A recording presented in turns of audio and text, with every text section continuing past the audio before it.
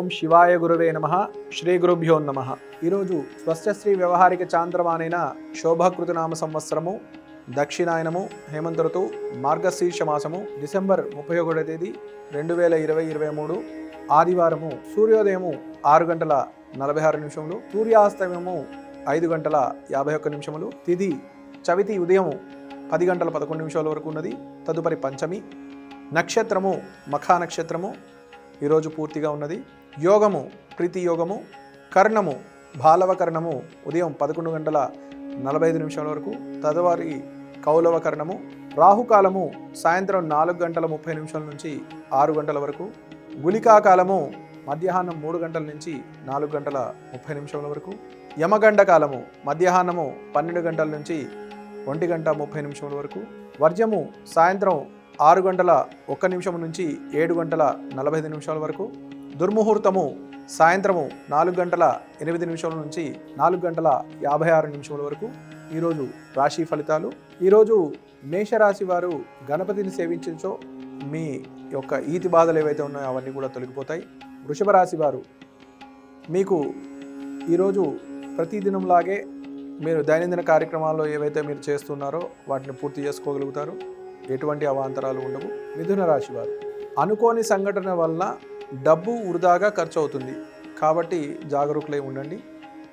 కర్కాటక రాశి వారు మీరు ఏదైతే కార్యక్రమాన్ని ఏదైతే ఒక పని నిమిత్తం డబ్బు పెడతారో దాన్ని వేరే దానికి ఖర్చు చేయడం జరుగుతుంది.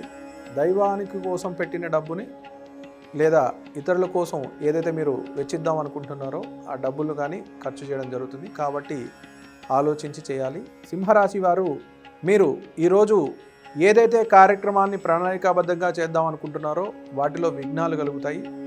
నిరుత్సాహపడకుండా మరలా చేయడానికి ప్రయత్నం చేయండి. కన్యారాశి వారు సుదూర ప్రాంతాలకు ప్రయాణం చేసేటువంటి పిలుపు ఒకటి రావడం జరుగుతుంది.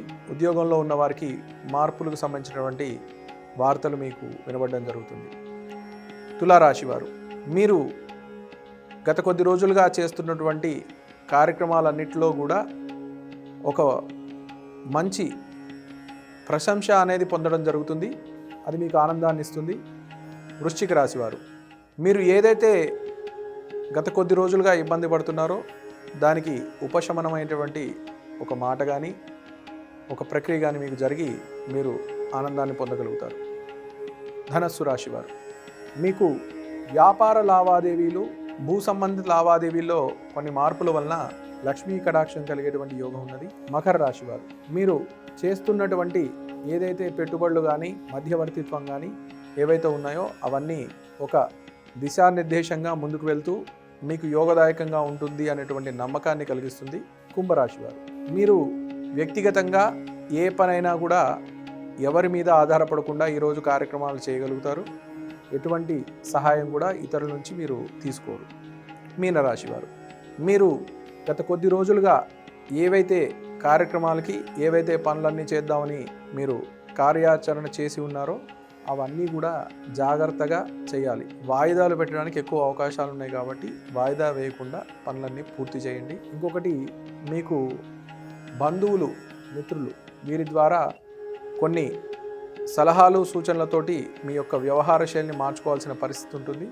కాబట్టి చక్కగా ఎవరు ఏ సలహా ఇచ్చినా కూడా ఆచరించడం తర్వాత సంగతి, ముందు విని వారిని తిరస్కరించకుండా ఉండడం శ్రేయస్కరం. ఈరోజు పరిహారం విశేషంగా ఈరోజు సూర్యనారాయణ స్వామి వారికి అంటే ఆదిత్య హృదయ పారాయణం చేసి చీమలకు గోధుమ నూక పంచదార ఇవి రెండు కూడా సమర్పించాలి. తర్వాత మీకు దగ్గరలో ఏదైనా పారే నీరు ఉన్నట్లయితే ఆ పారే నీళ్ళల్లో ఒక రాగి నాణెము ఎరుపు రంగు పువ్వులు వేసి నమస్కారం చేసుకున్నట్లయితే కొన్ని ఇబ్బందులను మీకు రావాల్సినటువంటి కొన్ని ఏవైతే అవకాశాలు ఉన్నాయో అవన్నీ కూడా మీకు రావడానికి ఉపయోగకరంగా ఉంటాయి. కాబట్టి ఈ ప్రక్రియను చేసి మీరు ఆ సూర్యనారాయణమూర్తి యొక్క అనుగ్రహాన్ని పొందాలని కోరుకుంటున్నాం. సర్వే జన సుఖినో భవంతు. సమస్త సన్మంగళాని.